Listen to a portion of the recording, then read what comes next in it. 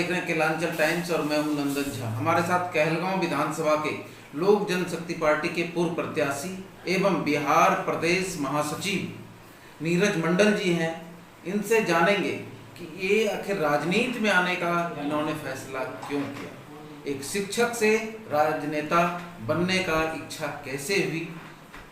उससे पहले इनसे एक छोटा सा इनकी पारिवारिक पृष्ठभूमि जानेंगे। आपका सर पारिवारिक पृष्ठभूमि क्या रहा है?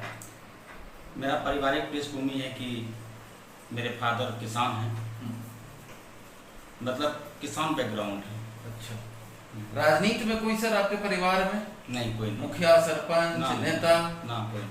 तो सर आप एक शिक्षक हैं, कोचिंग चलाते हैं, तो नेता बनने का शौक कैसे आ गया? देखिए, अभी जरूरत है लोकतंत्र में कि राजनीति में पढ़े लिखे आदमी को जाना जरूरी है। अच्छा, क्योंकि राजनीति को जो आदमी अलग दृष्टि से देख रहा है कि नेता यह नहीं करता है, नेता वह नहीं करता है, इसलिए कि वहाँ पे अशिक्षित लोग पहुँचते हैं, पढ़े लिखे बहुत कम पहुँचते हैं। अगर पढ़े लिखे व्यक्ति MP या MLA बन करके सदन में पहुँचते हैं तो वह जिम्मेदारी पूर्वक अपनी क्षेत्र की समस्या को सदन के पटल पर रख सकेंगे और उस समस्या का निराकरण आसानी से करवा पाएंगे। इस वजह से अब राजनीति में है। तो राजनीति में अगर आए, देश की सबसे बड़ी पार्टी कांग्रेस भारतीय जनता पार्टी को छोड़कर एक मौसम वैज्ञानिक की पार्टी में कैसे रहे? मौसम वैज्ञानिक मतलब रामविलास जी, जिनकी सरकार उनकी पार्टी उनके साथ रहेंगे। चलिए, हमारे जो पार्टी के संस्थापक हैं माननीय रामविलास पासवान जी, उनको यदि आप मौसम वैज्ञानिक कहते हैं तो इसमें हमको गर्व महसूस होती है कि आप उनको मानते हैं कि वो नेता नहीं, वो एक ऐसे अनुभवी नेता हैं जो पहले परख लेते हैं बिहार में सत्ता किनकी आनी है। इनका एक्सपीरियंस उनके पास है। रामविलास जी आपके पार्टी के ऐसे एक नेता हैं जिन्होंने रिकॉर्ड मतों से भी लोकसभा का सीट जीता है, वो आज तक गिनीज बुक में भी वर्ल्ड रिकॉर्ड है। हाँ, बात भी सही है। आप देख लीजिए, केंद्र में यूपीए की सरकार तरीके से भी नहीं ले सकते मौसम वैज्ञानिक को, एक उनकी एक्सपीरियंस है, तब उनको ये दर्जा दिया गया। हाँ, इसका प्रमाण भी देते हैं ना कि केंद्र में अगर यूपीए की सरकार थी उस समय भी मिनिस्टर थे, NDA की सरकार है अभी भी मिनिस्टर है, तो उनको अनुभव इतना ज्यादा है, उनको लग जाता है कि आखिरकार सरकार किसका बनना है। उनमें यह क्षमता है कि लोगों की मानसिकता को पढ़ते हैं, वो जमीनी नेता है और उनको लग जाता है कि सरकार किसकी बनना है और उसी के सपोर्ट में वो रहते हैं। और जहाँ तक मेरा सवाल है कि हम इस पार्टी में ज्वाइन क्यों किए, तो हमारे नेता में कुछ ऐसी बात है जो कि और किसी में नहीं है। जैसे उदाहरण के तौर पे हम आपको बताना चाहते हैं कि 2005 में फरवरी में जब विधानसभा चुनाव हुआ था तो उस समय हमारी पार्टी को 29 सीटें थी, मतलब सत्ता की चाबी हमारे नेता के पास था। लेकिन इनका डिमांड हुआ कि हम तभी किसी को समर्थन करेंगे जब आप मुख्यमंत्री या नहीं तो कम से कम उप मुख्यमंत्री किसी अल्पसंख्यक को बनाएंगे। तो यह बढ़िया बात है ना कि वह अल्पसंख्यक के बारे में सोचते हैं। आप राजद को लीजिए, वह राजद या कांग्रेस को वोट जरूर लेता है अल्पसंख्यक का, लेकिन कभी भी अल्पसंख्यक के बारे में वो लोग सोचते नहीं हैं, लेकिन हमारे नेता सोचते हैं। आज आप देखिएगा या देख रहे हैं कि गरीब सवर्ण को 10% का आरक्षण मिला है, रिजर्वेशन मिला है। यह डिमांड हमेशा से हमारे नेता का ही रहा है संसद में कि जो गरीब सवर्ण है उनको भी आरक्षण दिया जाए। और वह हमेशा बात करते हैं दलित का, जो दबे कुचले हैं, मतलब उनका सोच है कि विकास हमेशा अंतिम पैदान पर जो व्यक्ति खड़ा है वहां तक पहुंच सके। तो उनका जो सोच है हमारे नेताजी का, वह हमको पसंद हुआ, इसलिए हम 2013 में लोक जनशक्ति पार्टी को ज्वाइन किए। लोजपा को ज्वाइन 2013 में आपने किया। उस समय से आज तक किन किन पदों पर लोजपा में आप रहे? सबसे पहले तो हम जिला कमेटी में रहे, जिला उपाध्यक्ष थे। जिला उपाध्यक्ष के बाद फिर हमको 2014 में, उस समय हमारे प्रदेश अध्यक्ष हमारे राजनीतिक गुरु माननीय पशुपति कुमार पारस जी, जो कि हाजीपुर से अभी सांसद हैं, तो उनका कहना हुआ कि आप प्रदेश में आ जाइए, सो आपको प्रदेश महासचिव का पोस्ट देते हैं। तो 2014 में प्रदेश महासचिव बने। फिर दोबारा इधर जब समस्तीपुर के माननीय सांसद प्रिंस राज जी प्रदेश अध्यक्ष बने, तो फिर से दोबारा हमको प्रदेश महासचिव का पद मिला और साथ ही साथ कटिहार जिला का हमको प्रभारी भी बनाया गया। वो ऐसा इसलिए हुआ कि हम पार्टी में जब से ज्वाइन किए हैं तो हर तरह से सक्रिय हैं और संगठन को हमेशा मजबूत करने का काम किए हैं। 2015 के विधानसभा चुनाव भी आपको पार्टी ने लड़वाया। उस विधानसभा चुनाव में आपने क्या अनुभव महसूस किया? 2015 में जो विधानसभा चुनाव लगे हैं तो हमारे क्षेत्र के अभी जो निवर्तमान विधायक हैं सदानंद बाबू, जो विधानसभा अध्यक्ष भी रह चुके हैं, उनके खिलाफ हम लड़े और 44,000 के आसपास वोट हमको मिला और रनर रहे। तो 2015 में चूंकि हम क्षेत्र में नया भी थे तो बहुत लोग हमको जान भी नहीं रहा था, इसलिए बहुत कम वोट से ही हम फिसल गए या फिर चुनाव जीत नहीं सके। और 2015 के चुनाव में हुआ क्या, क्योंकि उस समय हमारी पार्टी एनडीए में थी और पहला विधानसभा चुनाव था, तो बहुत लोग को समझ में नहीं आ पाया कि लोक जनशक्ति पार्टी और भाजपा यह दोनों गठबंधन में है। विपक्षी जो भी रहा वह गलत टाइप का र्यूमर फैलाया कि लोक जनशक्ति पार्टी का गठबंधन नहीं है, ऐसे है वैसे है। इस कारण से जो कि एनडीए का वोटर है, कुछ वोटर वह मेरे तरफ शिफ्ट नहीं हो सका, जिसके कारण कि मेरी हार हुई। लेकिन इस बार हारने के बाद हम 5 साल तक क्षेत्र में बने रहे और अब तो यह मैटर इतना हाईलाइटेड है मतलब हमारी पार्टी का कि बच्चा बच्चा जान रहा है कि लोक जनशक्ति पार्टी बीजेपी के अलायंस में है। कोई ये भी कह रहा है कि भारत केन्या का मैच होगा अगर नीरज जी चुनाव लड़ेंगे। भारत और केन्या का मैच होगा, 45 साल बनाम नए उम्मीदवार, राजनीति के कम अनुभवी। ऐसा कुछ नहीं है। सदानंद सिंह अपने मतलब रीजन में उनका लगभग 60 साल का 60 या 65 साल का राजनीतिक जीवन रहा है, जिसमें कि 9 बार वह विधायक बने, लेकिन 3 बार वह चुनाव हारे भी। 2 बार महेश मंडल से हारे हैं और 1 बार अजय मंडल जी से हारे हैं, जो भी भागलपुर के एमपी हैं। तो उनके साथ होता क्या है कि वैसा परिस्थिति बन जाती है कि वह मतलब बाइलक चुनाव जीत जाते हैं। ऐसा नहीं कि वह विकास के नाम पे चुनाव जीतते हैं। विकास के नाम पे उनको आदमी कभी वोट दे नहीं सकता, क्योंकि विकास उनके रीजन में हुआ ही नहीं। वह तो वैसा सब काम करते हैं जो मुखिया का है। रोड नाला बना देना यह तो मुखिया का काम है। एक विधायक होके और इतना दिन से आप विधायक हैं, आप वह काम करते हैं जो मुखिया का काम है, तो फिर आप इसको विकास नहीं बोल सकते हैं।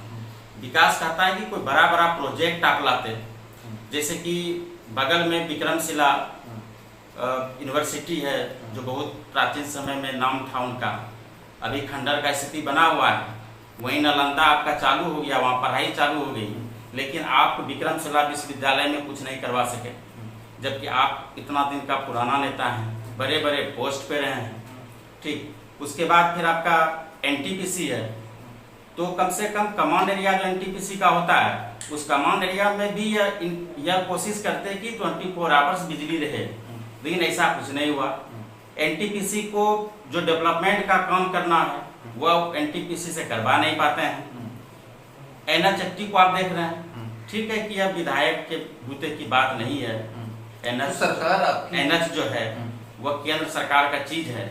और अभी देखिए, जब इतना दिन अब वह बने रहे, अब वह उनको पुत्र मोह में पड़ गए हैं। वह उनको लगता है कि मेरे बाद अगर मेरा पुत्र शुभानंद मुकेश करवा विधानसभा का विधायक बने, यह तो यहाँ के पब्लिक के साथ घोर अन्याय होगा। हम तो यह कहना चाहते हैं कि एनडीए के तरफ से हम कैंडिडेट हों या कोई भी कैंडिडेट हो, ताकि अलायंस का बात है, यह सीट मेरे पार्टी को जाएगा, बीजेपी को जाएगा या जदयू को जाएगा, यह हमारे बड़े नेता जब आपस में बैठेंगे तब स्पष्ट होगा। लेकिन हम यह स्पष्ट करना चाहते हैं कि कोई कैंडिडेट चाहे किसी भी पार्टी का हो एनडीए से, हम लोग उसको भरपूर मदद करके जिताएंगे। और जिताएंगे इसलिए कि कहलगांव में हम नहीं बल्कि पूरा कहलगांव वासी यह चाहता है कि कहलगांव विधानसभा में बदलाव हो। अगर एनडीए में लोजपा के खाते में सीट जाती है, ये लगभग तय है कि नीरज मंडल प्रत्याशी होंगे।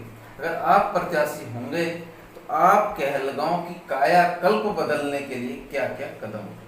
देखिए, सबसे पहले तो आपको हम यह स्पष्ट कर देना चाहते हैं कि प्रत्याशी हम होंगे कि नहीं होंगे यह तो तय हमारे माननीय राष्ट्रीय अध्यक्ष चिराग पासवान जी करेंगे। अगर वह कैंडिडेट हमको बनाते हैं और यदि हम जीत जाते हैं तो आप हमसे ब्लूप्रिंट जानना चाहते हैं कि कहलगांव विधानसभा का कायापलट कैसे होगा।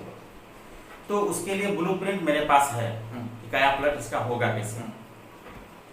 सबसे पहले तो NH-80 की जो स्थिति है आप देखते हैं कि पूरा जर्जर है, तो मेरा प्रयास रहेगा कि NH-80 का स्थिति सुधरे। और इसके लिए हम सोचे हुए हैं कि NH-80 का स्थिति को कैसे सुधारेंगे। आदमी तैयार है, सिर्फ उसका नेतृत्व करने का जरूरत है। नेतृत्व मजबूत होना चाहिए और यदि कोई विधायक इसका नेतृत्व करेगा, धरना पे बैठेगा, आमरण अनशन करेगा, तो निश्चित रूप से यह बात मीडिया के माध्यम से बिहार सरकार हो या केंद्र सरकार हो वहां तक यह बात पहुंचेगी और तब जाकर के कुछ ना कुछ काम होना। तो NH-80 मेरा पहला मुद्दा है। उसके बाद कहलगांव विधानसभा में बहुत सारा ऐसा रोड है जो कि बिल्कुल खराब है, मतलब पैदल चलने की स्थिति में नहीं है। वह रोड आपका है, आपको बताते हैं वो रोड कौन सा रोड है जिसका कि बनना बहुत जरूरी है और विधायक जी उसके लिए आज तक कुछ नहीं कर पाए। एक रोड है, आप छटपटिया का नाम सुने होंगे। छटपटिया से एक रोड निकलता है जो माधोपुर बथानी होते हुए गज बाबा स्थान रमासी के पास निकलता है।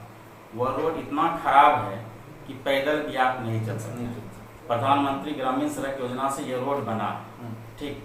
तो प्रधानमंत्री ग्रामीण सड़क योजना से रोड बना, जिसका यह मतलब थोड़ा है कि उसको MP ही ठीक करवा सकता है।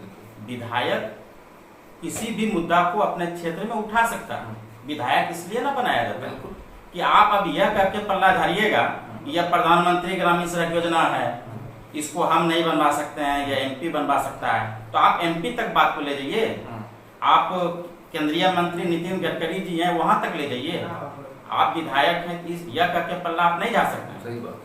तो एक रोड तो वह हो गया जो बिल्कुल खराब है, उसका बनना बहुत जरूरी है। उसके बाद एक रोड आप चले जाइए नदियामा मोड़ के पास से, नदियामा मोड़ आपका कालिकापुर, बड़ी जमीन, छोटी जमीन होते हुए गोराडी चौक तक, मतलब बिरनौत चौक तक। उस रोड को भी देखिए, उसका भी वही स्थिति है। उधर का पब्लिक लोग पूरा त्राहिमाम है उस रोड को देख करके। मतलब जन आंदोलन नहीं हो रहा है, यही कम बात नहीं है। इसके लिए तो जन आंदोलन होना चाहिए। ऐसा सब रोड कहलगांव विधानसभा में है। NH-80 को देख के आपको क्या लगता है? आदमी सब आक्रोशित है, कभी भी कुछ हो सकता है अगर इस पे ध्यान नहीं दिया जाए। कभी भी मतलब ओवरलोड, इतना रोड खराब है फिर भी ओवरलोडेड ट्रक चलता है, गाड़ी कहीं से कहीं खराब हो जाता है। कल ही हम जब लौट रहे थे, मतलब भागलपुर से कहलगांव आ रहे थे, तो रास्ते में कम से कम 5 ट्रक खराब था। आने में मतलब भागलपुर से कहलगांव का दूरी मुश्किल से 30 किलोमीटर है और आपको यह दूरी तय करने में कभी कभी 6 से 7 घंटा लगता है। तो नाराजगी है ही, ऐसा नहीं है कि सिर्फ विधायक से नाराजगी है, लोगों को नाराजगी यहाँ पे जितने भी जनप्रतिनिधि हैं, MP जो हैं उनसे भी नाराजगी होना भी वाजिब है। देखिए, कुछ काम ऐसा होता है जो कि पार्टी के लिंक से हट के आपको काम करना पड़ेगा। मान लीजिए कि हम विधायक बनेंगे लोक जनशक्ति पार्टी से और लोक जनशक्ति पार्टी सरकार में शामिल रहेगी, तो इसका क्या मतलब है कि हम लोगों की समस्या को नहीं उठाएंगे? जरूर उठाएंगे। नेता का काम है कि लोगों की समस्या को उठाना, चाहे हम सरकार में रहें या ना रहें। आप ब्लॉक देख लीजिए, किसी भी ब्लॉक को देखिए, आप कहलगांव ब्लॉक देखिए या फिर गोराडी ब्लॉक देखिए, सनोला ब्लॉक देखिए, पूरा करप्शन में डूबा हुआ। चाहे वह BDO हो, CO हो, कर्मचारी हो, हर एक काम के लिए वो लोग पैसा लेता है, घूस लेता है। MO जो है सही से काम नहीं करता है। डीलर को जितना अनाज मिलना चाहिए उतना अनाज उसको दिया नहीं जाता है, जिसके कारण डीलर जो है मतलब उसको जो अनाज वितरण करना पड़ता है वहाँ पर भी उसको कम देना पड़ता है। तो हर जगह तो करप्शन है ही। तो विधायक के नाते मेन मुद्दा होगा और मेरा का मुख्य उद्देश्य रहेगा कि कहलगांव विधानसभा भ्रष्टाचार मुक्त हो, चहुमुखी इसका विकास हो। कम से कम मेरे विधानसभा में पब्लिक को यह नहीं बोलना पड़े कि रोड खराब है। रोड हो, पब्लिक को क्या चाहिए? पब्लिक को चाहिए रोड चाहिए, पानी चाहिए, पीने का पानी चाहिए, सिंचाई का पानी चाहिए, अस्पताल का सुविधा होना चाहिए, यही सब तो चाहिए। आप नेता बनते हैं तो ऐसा थोड़ी बोलता है पब्लिक कि मेरा घर चला दीजिए आप। सही बात। जो सार्वजनिक समस्या है, जो सबसे जुड़ा हुआ है, कम से कम उसको तो उठाना पड़ेगा, उसको तो दूर करना पड़ेगा, तभी तो पब्लिक का नेता पे विश्वास होगा। आज नेता का छवि क्या है आप भली बातें जानते होंगे। नेता को देख करके आदमी गाली देता है। क्यों देता है? क्योंकि नेता उसकी समस्या को उठाता नहीं है, जीत के जाता है, 5 साल तक पटना में, दिल्ली में आराम करता है, क्षेत्र में नहीं रहता है। यह सब समस्या है। हम चाहते हैं कि नेता की छवि को हम साफ सुथरा करें। इसके बाद आप जिस विधानसभा में चुनाव लड़ने जा रहे हैं, लगातार के विधायक हैं 45 साल से, और आप चुनाव लड़ेंगे, आपकी रणनीति क्या होगी कि 45 साल को परास्त कर दें? क्या रणनीति? रणनीति तो परास्त तो वह पिछले बार ही हो जाते, लेकिन बीजेपी जो कि मेरे गठबंधन में है, उन्हीं का एक कार्यकर्ता बागी उम्मीदवार बन के चुनाव लड़ लिया, जिसके कारण बीजेपी का कुछ वोट उधर शिफ्ट कर दिया।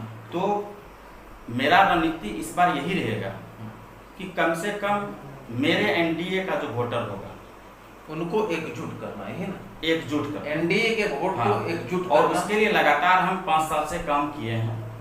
जो भी दूसरे दल के, चूंकि हम लोग जनशक्ति पार्टी है तो इसमें तो मेरा जो भी कार्यकर्ता है वह तो मेरे साथ है, लेकिन मेरे सहयोगी दल जो भी थे पिछले बार, बीजेपी खास करके, तो उनका जो भी कार्यकर्ता था जिससे मेरी जान पहचान नहीं थी, जो मुझसे नाराज थे, तो 5 साल में वह सब हम ठीक किए हैं। क्षेत्र में भी बहुत तरह का आदमी को मदद किए हैं, बहुत लगभग आदमी से मिले जुले हैं, प्रत्येक गाँव घूमे हैं। तो आदमी को मतलब लोगों को यह लगता है कि एनडीए से अगर इनको टिकट मिलता है तो इस बार इनके साथ रहना। ओवैसी की पार्टी का चुनाव लड़ना कहलगांव विधानसभा में कितना घातक और फायदेमंद? देखिए, ओवैसी की पार्टी से वह डिपेंड करता है कि कौन सा कैंडिडेट को वह सिंबल देता है। और अगर ओवैसी की पार्टी यहाँ चुनाव लड़ती है तो एनडीए के लिए तो ठीक ठाक रहेगा, एनडीए के लिए ठीक रहेगा, महागठबंधन के लिए घाटे का सौदा। हाँ, महागठबंधन के लिए घाटे का सौदा रहेगा। कंफर्म पप्पू यादव की पार्टी, एनडीए को उनसे कोई नुकसान। महागठबंधन को जबरदस्त नुकसान होगा अगर ओवैसी की पार्टी यहाँ से चुनाव लड़ती है। अगर ओवैसी की पार्टी किसी मुस्लिम को ही टिकट दे दे,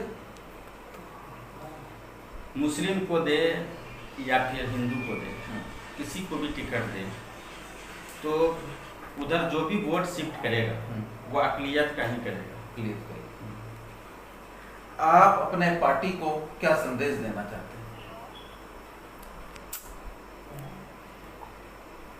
मैं अपने पार्टी को, हाँ, कि यहाँ से कैसा उम्मीदवार वो दे? हम तो चाहेंगे कि पिछले बार हम चुनाव लड़े अपनी पार्टी से, तो चुनाव हम ही लड़े, हम चाहेंगे। लेकिन यह तय करना हमारे जो केंद्रीय नेतृत्व हैं, हमारे राष्ट्रीय अध्यक्ष माननीय चिराग पासवान जी, उनको यह तय करना है कि वह किन पे विश्वास करते हैं। अगर किसी और को भी टिकट देंगे तो आप, तो हम तो पार्टी के साथ रहेंगे, बागी नहीं होंगे। नहीं, कभी नहीं।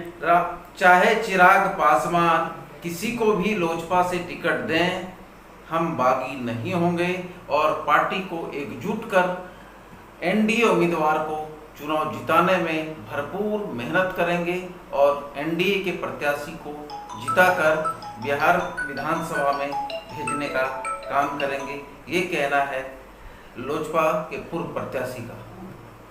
चलिए, बने रहिए हमारे साथ। नमस्कार, देखते रहिए कैलाश।